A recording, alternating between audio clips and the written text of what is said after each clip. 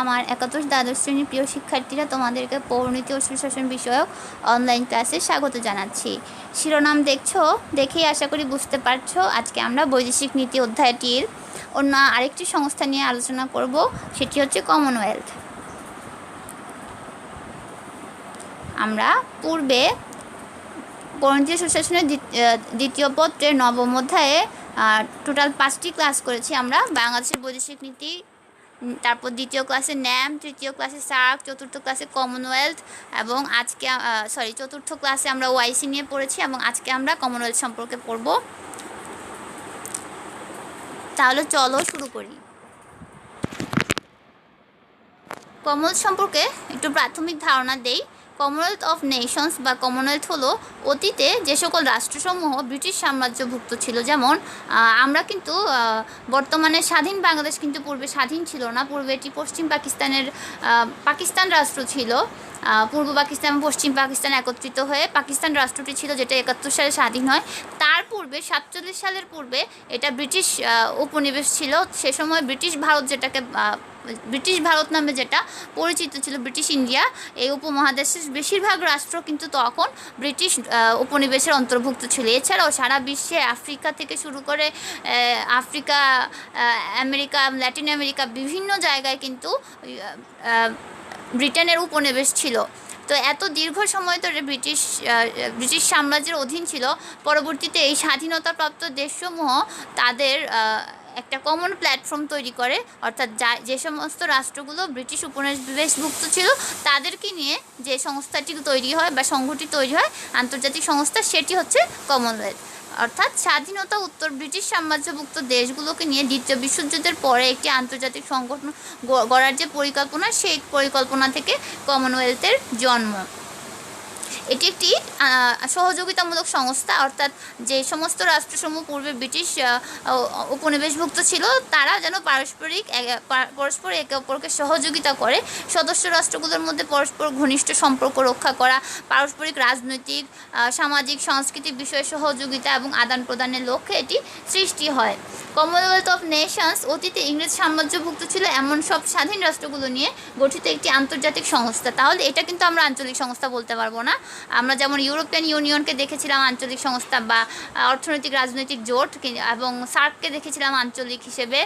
তারপর ওআইসি ছিল হচ্ছে ধর্মের ভিত্তিতে একত্রিত হওয়া একটি আন্তর্জাতিক সংস্থা। কিন্তু কমনওয়েলথ হচ্ছে একটি আন্তর্জাতিক সংস্থা। এটি হচ্ছে 1949 সালে প্রতিষ্ঠিত হয়। কমনওয়েলথের আদি নাম ছিল ব্রিটিশ কমনওয়েলথ অফ নেশনস। কমনওয়েলথের সদর দপ্তর অর্থাৎ সচিবালয় অবস্থিত লন্ডনের মালবোরো হাউস, যেটাকে বলা হয়। কমনওয়েলথের এখানে যে বর্তমান বইয়ে তোমাদের যে মহাসচিব দেওয়া আছে, এই নামগুলো কিন্তু পরিবর্তিত হয়ে গিয়েছে। আমি তোমাদেরকে পরিবর্তিত ইনফরমেশনটা দিচ্ছি। তাহলে এখানে আমরা কমনওয়েলথের কতগুলো কি ইনফরমেশন জেনে নেই। এটার জন্ম হচ্ছে 1949 সালে, অর্থাৎ যদি উদ্দীপকে আসে যে নামক সংস্থাটি 1949 সালে প্রতিষ্ঠিত হয়েছিল। এটার বর্তমান সদস্য 57। হ্যাঁ, বর্তমানে এর সদস্য সংখ্যা হচ্ছে খুব সম্ভবত 57টি সদস্য। এখানে 54 লেখা আছে। আচ্ছা, তোমরা কষ্ট করে গুগলে দেখে নিও, একটু কনফার্ম হয়ে নিও এখানে আসলে মূলত কমনওয়েলথের সদস্য কয়টি। যদি 54 হয় তাহলে ঠিক আছে, তারপরে একটু কনফার্ম হয়ে নিও। যদি এভাবে উদ্দীপকটা আসে যে 1949 সালে প্রতিষ্ঠিত হয়েছে নামক সংস্থাটি, যার সদস্য সংখ্যা 54, তাহলে আশা করি তোমরা বুঝে যাবা এখানে কমনওয়েলথের কথাই বলা হয়েছে। এর আদি নাম হচ্ছে ব্রিটিশ কমনওয়েলথ অফ নেশনস। এর সদর দপ্তর মালবোরো হাউস, লন্ডন। এর প্রতীকী প্রধান হচ্ছে, যেহেতু এটি ব্রিটিশ উপনিবেশভুক্ত দেশগুলো নিয়ে গঠিত, তাই এটার প্রধান হচ্ছে ব্রিটিশ রানী কুইন এলিজাবেথ II, এবং মহাসচিব সেক্রেটারি জেনারেল হচ্ছে প্যাট্রিসিয়া স্কটল্যান্ড। অর্থাৎ আমাদের বইয়ে দেওয়া আছে কিন্তু কমলেশ শর্মা, সেটা কিন্তু পরিবর্তিত হয়ে গিয়েছে। এখন কিন্তু পরিবর্তিত হয়ে গিয়েছে প্যাট্রিসিয়া স্কটল্যান্ড, এবং চেয়ার ইন অফিস হচ্ছে বরিস জনসনকে তোমরা জানো, বর্তমানে ব্রিটেনের যে প্রধানমন্ত্রী তিনি।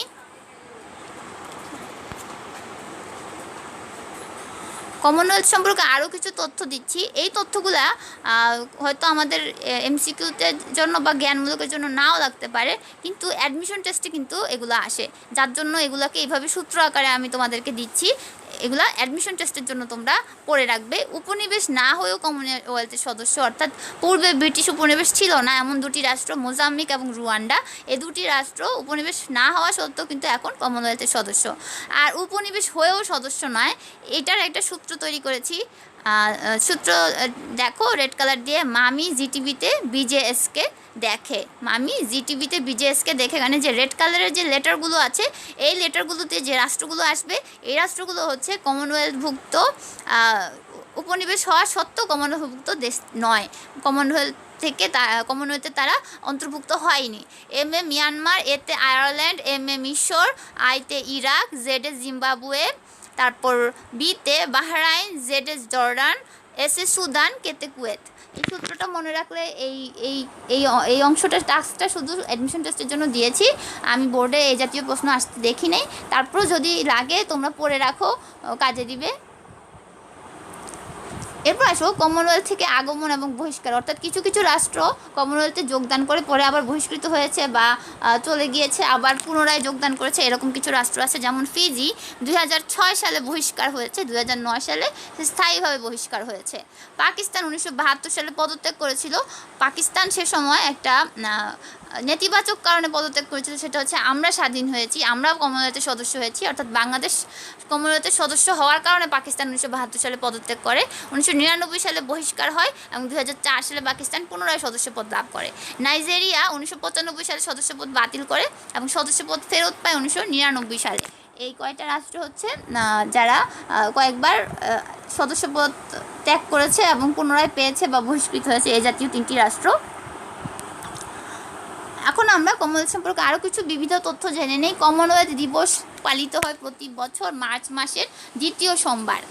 আর কমনওয়েলথের সিদ্ধান্ত গ্রহণকারী ফোরাম হচ্ছে কমনওয়েলথ সরকার যে প্রধানদের, তাদের সভা 2 বছর পর পর এই সভাটি অনুষ্ঠিত হয় পারস্পরিক স্বার্থ সংশ্লিষ্ট বিষয়ে আলোচনা করবার জন্য।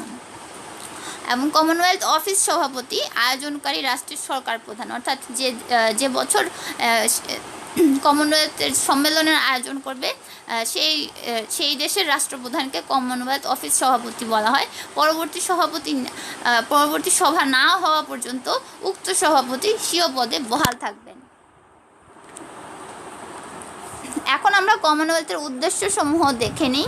কমনওয়েলথ যে উদ্দেশ্যে গঠিত হয়েছিল, মূলত জাতিসংঘকে সহায়তা করা, অর্থাৎ আন্তর্জাতিক সংস্থা হিসাবে আন্তর্জাতিক শান্তি শৃঙ্খলা রক্ষা করার জন্য জাতিসংঘ কাজ করছে, তো সে কাজে জাতিসংঘকে সহায়তা করার জন্য কমনওয়েলথ প্রতিষ্ঠিত হয়। দারিদ্র্য, অজ্ঞতা, রোগের বিরুদ্ধে লড়াই করার জন্য কমনওয়েলথ প্রতিষ্ঠিত হয়। এর অন্যতম উদ্দেশ্য গণতান্ত্রিক মূল্যবোধকে ধরে রাখা, অবাধ এবং মুক্ত বাণিজ্য ব্যবস্থার প্রতিষ্ঠা করা উদ্দেশ্য ছিল, যদিও এটি এখনও হয়নি। টেকসই পরিবেশ সংরক্ষণ, সাম্য প্রতিষ্ঠা, বর্ণবৈষম্যের বিরোধিতা, মৌলিক গণতান্ত্রিক মূল্যবোধ এবং মানবাধিকারের বিকাশ, ক্ষুদ্র দুর্বল রাষ্ট্রগুলোর প্রয়োজনসমূহকে স্বীকৃতি দান করা, সুশীল সমাজের ভূমিকাকে গুরুত্ব প্রদান এবং পারস্পরিক শ্রদ্ধা এবং সমঝোতা বৃদ্ধির জন্য কমনওয়েলথ মূলত প্রতিষ্ঠিত হয়। এখন সবথেকে গুরুত্বপূর্ণ অংশ 3 স্টার দিবে বাংলাদেশ এবং কমনওয়েলথের মধ্যকার সম্পর্ক।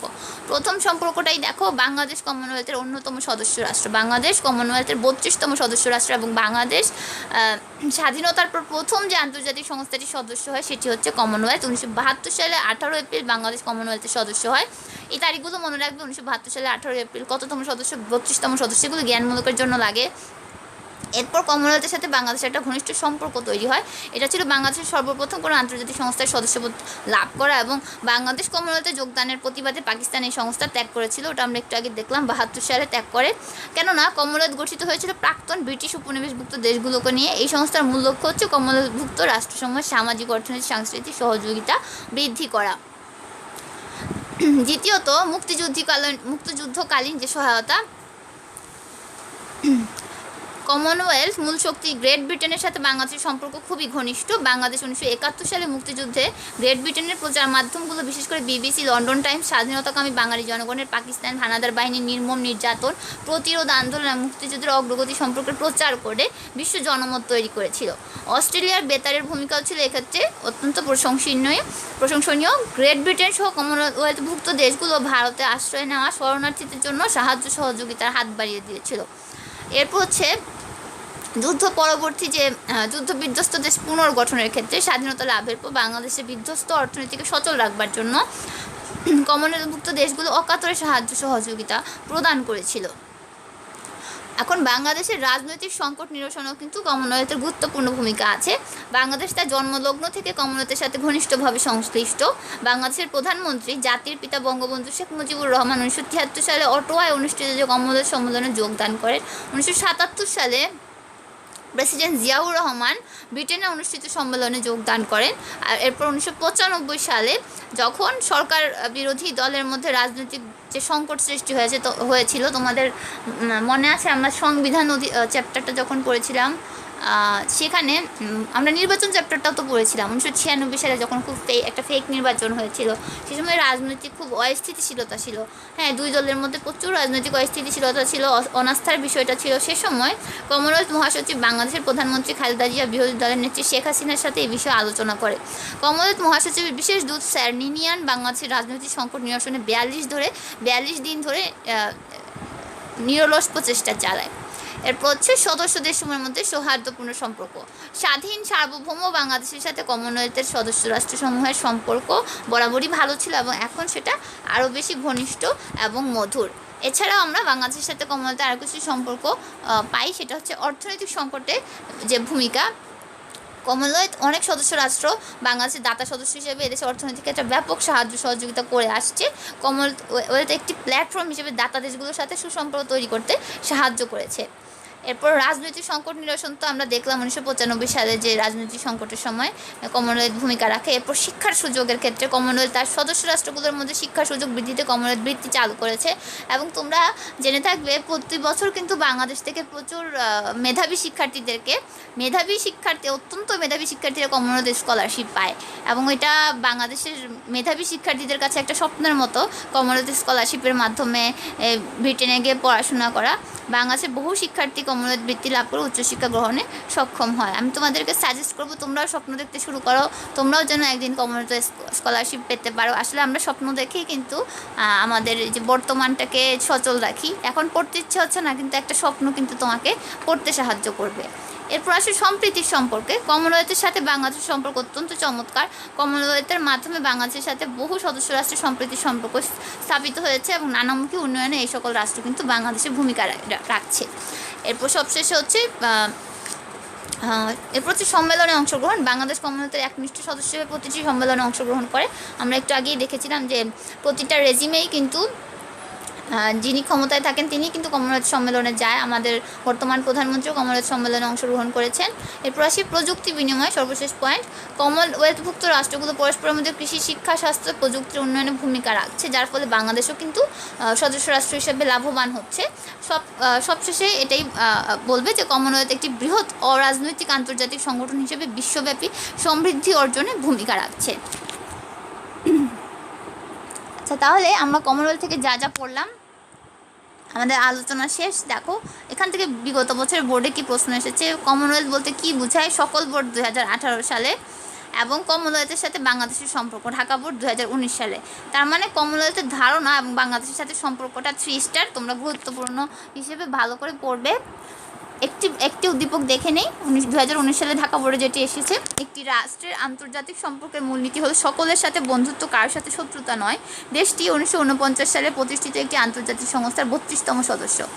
আচ্ছা, এই যে মূলনীতি, আন্তর্জাতিক রাজনীতি, পররাষ্ট্রনীতির মূলনীতি, এটা আমাদের দেশের মূলনীতি। আমরা প্রথম দিনই পড়েছিলাম, এই যে নবম অধ্যায়ের প্রথম যে ক্লাসটা, সেটাতে আমরা পড়েছিলাম যে বাংলাদেশের পররাষ্ট্রনীতির মূলনীতি হচ্ছে friendship to all, malice to none. এবং যদি সেটা বাংলাদেশ হয় তাহলে 1949 সালে আমরা কোন দেশের 32তম সদস্যপদ লাভ করি, সেটা হচ্ছে আমরা বাংলাদেশ 32তম সদস্যপদ লাভ করি। এবং যে সংস্থাটি সদস্যপদ লাভ করি সেটি হচ্ছে কমনওয়েলথ, আর সেটি 1949 সালে প্রতিষ্ঠিত হয়। তাহলে এখানে 3টা হিন্টসকে একত্রিত করলে আমরা উত্তর পাচ্ছি কমনওয়েলথের কথাই বলা হচ্ছে। কতে বলা হয়েছে ইউরোপিয়ান ইউনিয়ন কি, তোমরা পারবে। কতে বলা হয়েছে জাতিসংঘ গঠনের উদ্দেশ্য, এটা আমাদের পরবর্তী ক্লাসে আমরা আলোচনা করব। গতে বলা হয়েছে বর্ণিত রাষ্ট্রের বৈদেশিক নীতির বৈশিষ্ট্যগুলো সংক্ষেপে লেখো।